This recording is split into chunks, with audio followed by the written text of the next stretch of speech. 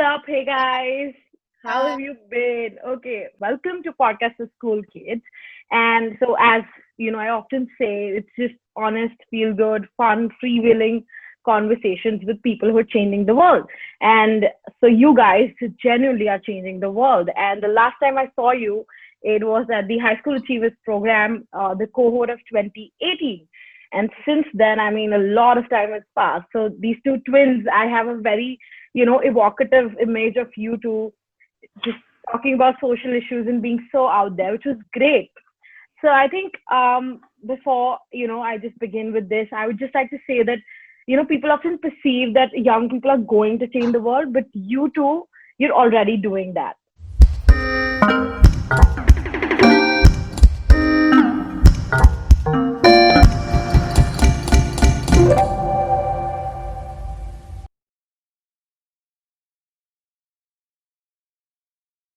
Now that I've officially given an introduction, how have you guys been doing? What's up? We're living in these unprecedented times, and everything's just all over the place. So, how has school been? How have you guys been? And any of you can take the lead. Firstly, thank you so much, Srishti, for all those kind words. But we've been doing, at least I can speak for myself, been doing great. School's kind of boring because it's online now. But other than that, things are going well. Yeah, we've got our few things which we're working towards, and yeah, things are going well. That's I great. think, now that the winter's coming, online school is going to be great. Don't have to get out of bed for it. But yeah. Yeah. So, tell me before I actually dive into the deep shit. Tell me about how do you think have these times, with COVID and this lockdown situation, how has school been? How do you, as say, maybe if I may, a representative of the school system, now that you guys are in school and I'm out of school, how do you think in what kind of situation you guys are with respect to COVID, and how do you see, because I'm sure you guys must not be taking your exams right now, or continuing with what you had planned to. So where do you see yourselves as individuals, and then where do you see as a community of school kids, where do you land? So the thing is, we're all in the same storm, but no, we're not all in the same boat. Some of us are in yachts, and some people are clutching onto driftwood, right? So from where I am standing, I've been fortunate enough that I come from a place where online schooling is a thing, right? And everyone I know is doing it. And so I haven't completely lost this year, but at the same time, it's really weird because I think for a lot of us, we've always associated the screen with free time. So for me, somewhere it's still subconsciously like I'm watching TV. So it's like I'm listening to what's going on, I'm understanding it, and then it's out of my brain in like half an hour tops. But I think we're all learning to adjust. It's been almost half a year now. So Oh, I think we've yeah. all started to adjust and learn that, okay, you know what, you have to meet the deadlines and you can't just bunk the classes you don't want to attend anymore. Yeah, I totally get it. And what about you, Veer? So school's pretty much the same as Manya, but otherwise, the coming in of the pandemic really has highlighted our privilege more than anything else. That way, it's been quite eye-opening because Manya said that we're all in the same storm, but we're not on the same boat. Uh, you look out the window and you see people struggling to put their literally put food into their mouths.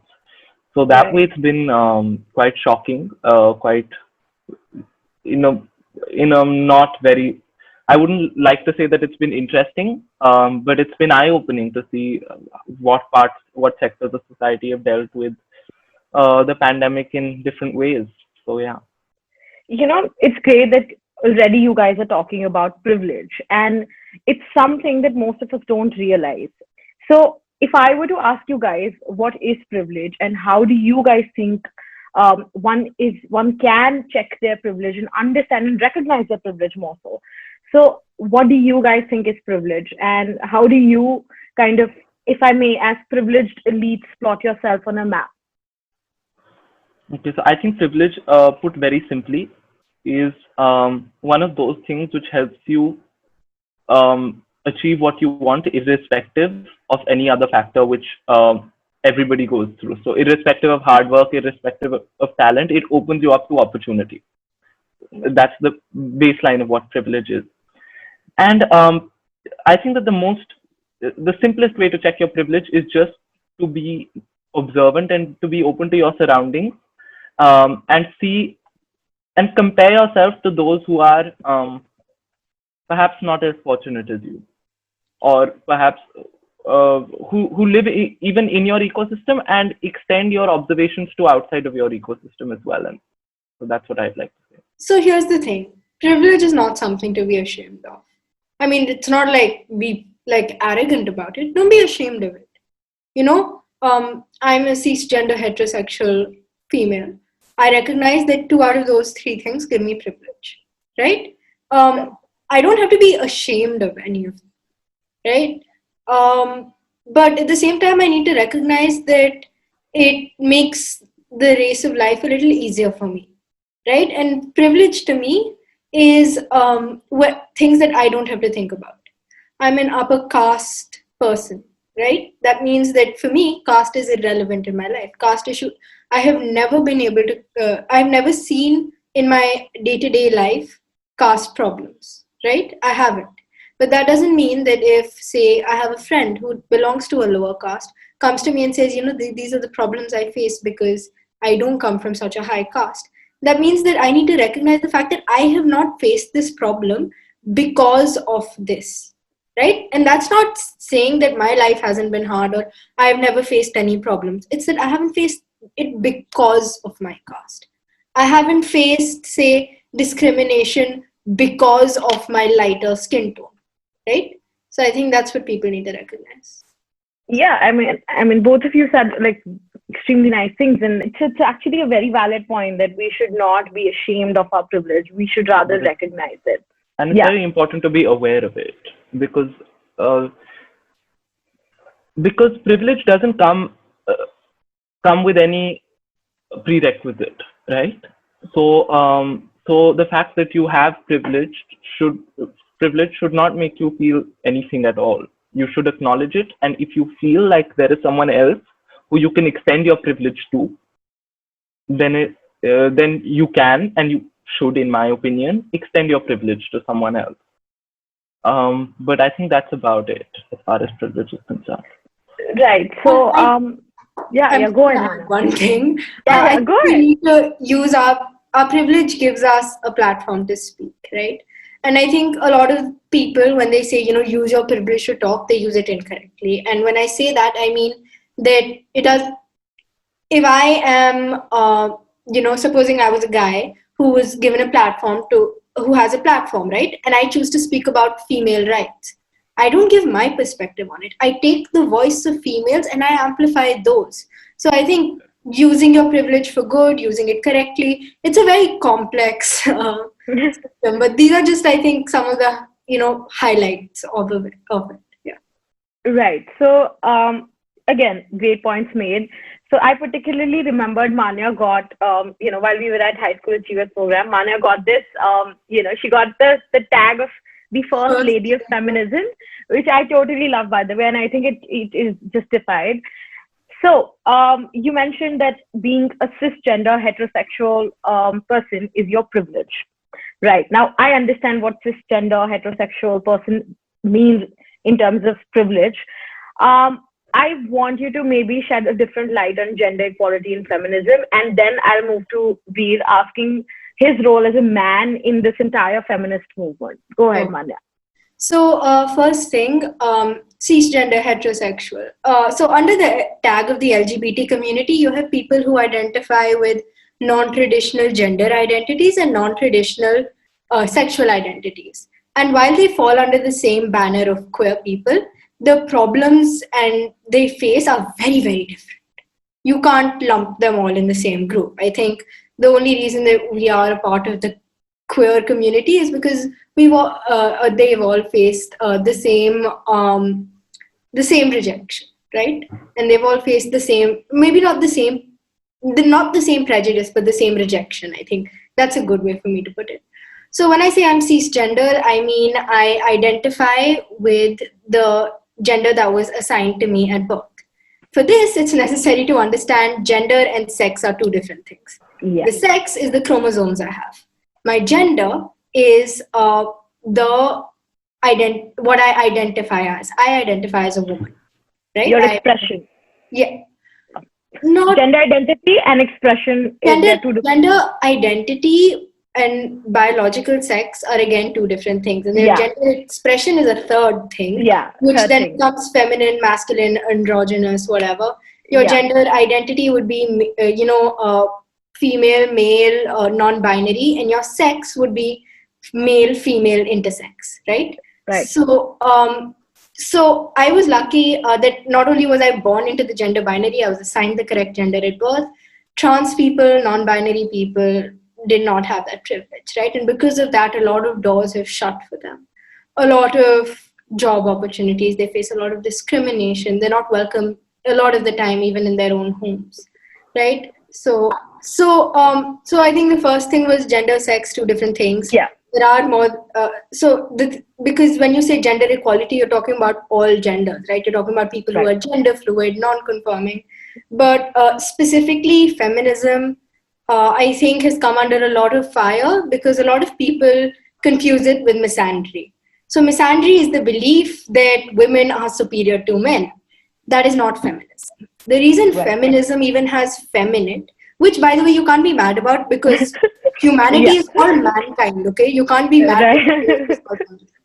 But the time that this term came around, the knowledge of different gender identities was still scarce and still is right now, but was even like worse back then, right? So it was the equality of the genders through uplifting, through female empowerment, right? Because it's not going to help if we pull the men down with us. That is not the So we need to be up there with them, right? So that's what feminism is to me. And I think that it's become this very political term and it's become so misconstrued when it's actually very, very simple. Right. So I'm really, to be honest with you, I'm not sure what my role is. I do what I feel like, honestly, based on what I feel is right and wrong. I understand feminism exactly how Manya described it. I understand it to be that. But for me, it's very simply about justice. So for me, it's mostly about speaking up if you feel that something is unjust. That's where I stand. And for me, it's a lot also about a lack of judgment. About a lack of judgment for other people's choices and the trajectories they take in their life. So as a man who considers himself to be part of the feminist movement, I try to limit my my activism to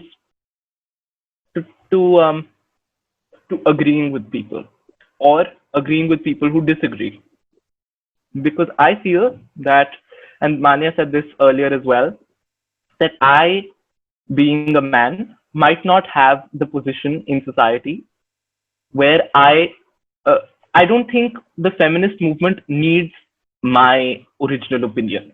You know, there are enough opinions out there of the people who it really deeply affects, perhaps more than it affects me.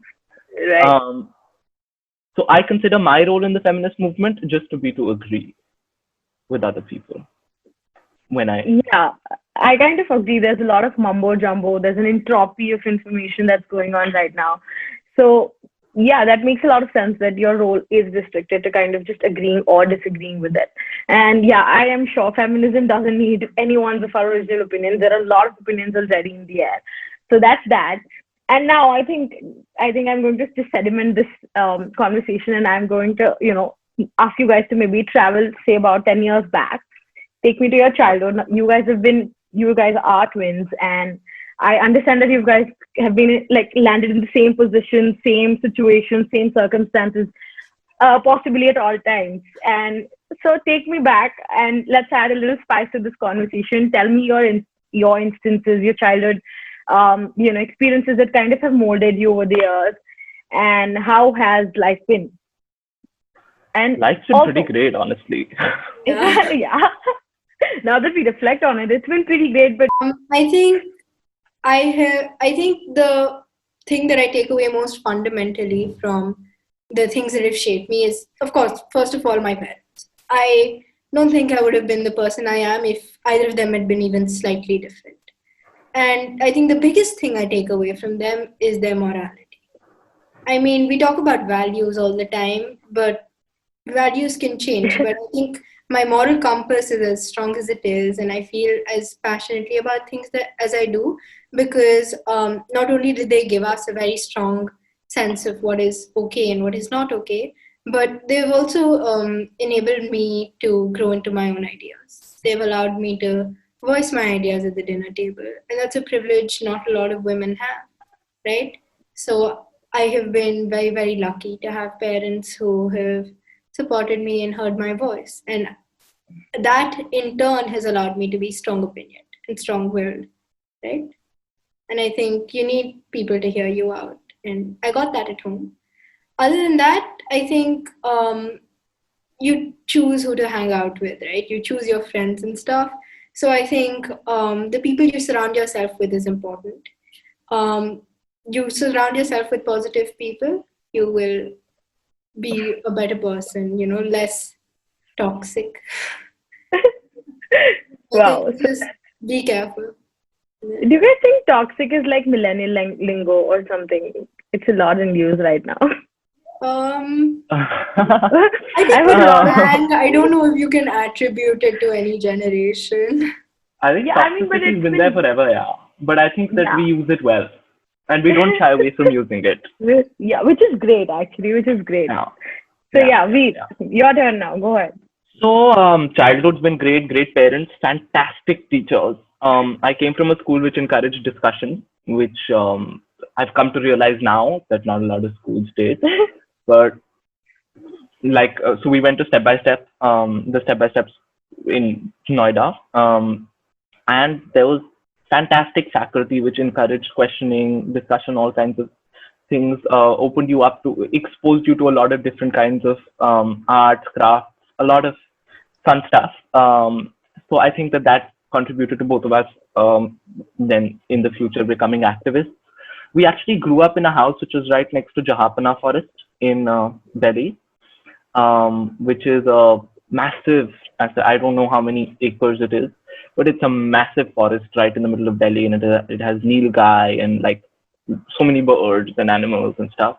So I think that was a big part of our childhood. We would go there for a walk every morning, and I think one thing which really shaped Manya and I to be to some degree intelligent people is that we had a bookstore about 5 minutes away from our house.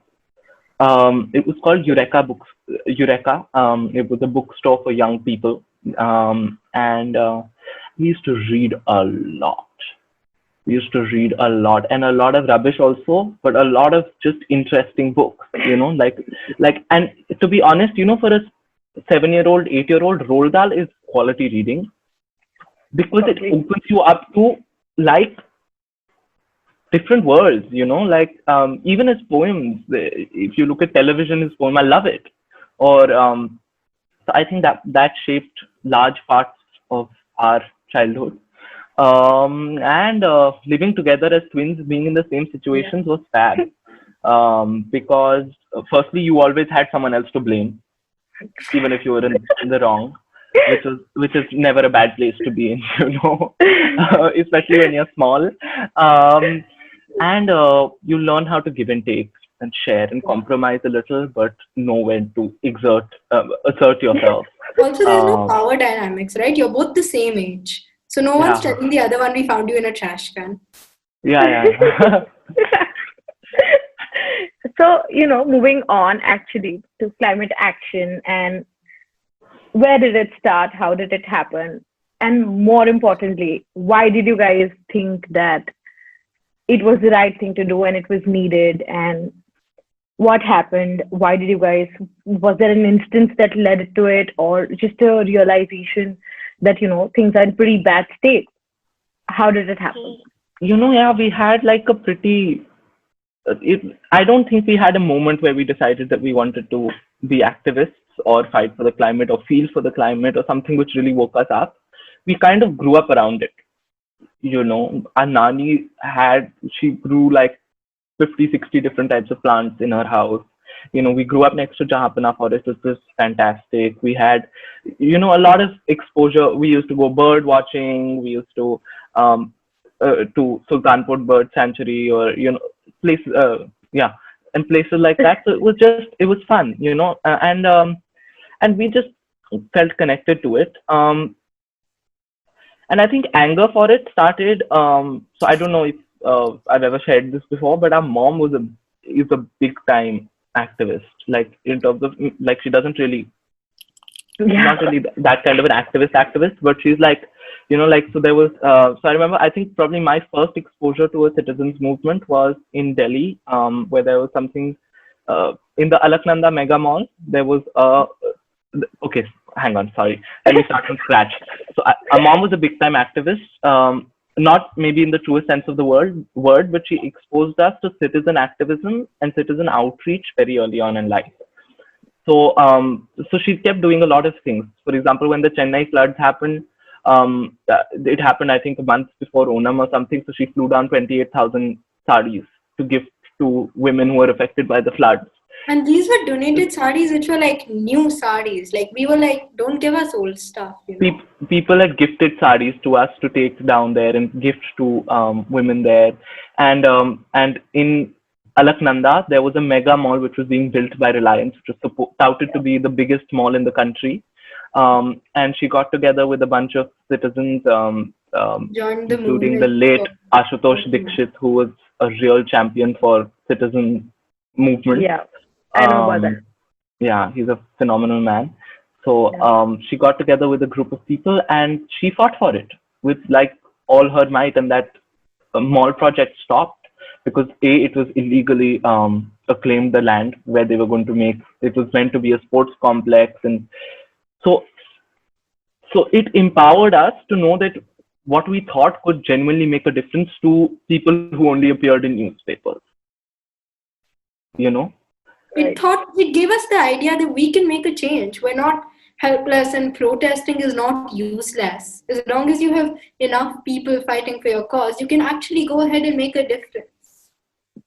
So I think that's where it started, Srishti. Yeah, and then we went on, and then pollution got really bad in the last 6-7 years. It's really gotten bad. Yeah. I think that made a big difference, and then we encountered the Punjab Land Preservation Act, which really propelled us in fast forward into the movement, which Manya can talk about, I think. So the PLPA is this amendment, was not exactly sure what the status is as of this moment, it's a piece of legislature which protects the Aravalis. Aravalis are the oldest fold mountains in the world, right? And they're right like in Gurgaon, Delhi, in the NCR region, and they protect us from the stretch right onto Rajasthan. Yeah, it's a huge thing, right? And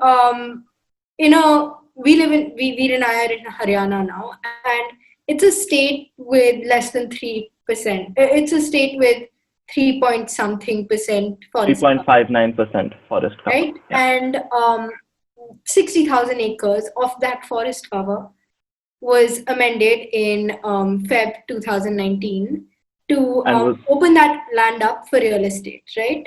And we realized that opened us up to like a insane amount of issues, right? It was, I won't get into the details, but it was big. It was horrible news, right? So to give you a bit of background, since the 1900s, there had been an act in the constitution which prevented land in Punjab from being opened up to real estate development, etc.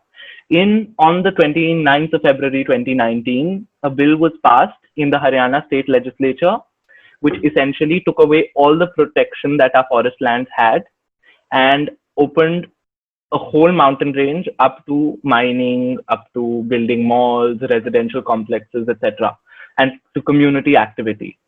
And so this was problematic for a lot of reasons. Firstly, the Aravali is a mountain range, right? And its primary objective is to prevent hot winds from Rajasthan from blowing over into the rest of North India and making it completely dry. Right. So that's why it was wrong, right? And also, they are one of the only water recharge zones in India, in northern India, the part Delhi NCR that we associate with our Right. living areas, etc. So Yeah. so that's why it was hugely problematic, and we got to know about the citizens movement that was happening, and we got involved. Manya, Right. sorry for interrupting you. That's Did you? fine. Yeah. So if you could, Yeah. I just thought that the people who are listening might need some context.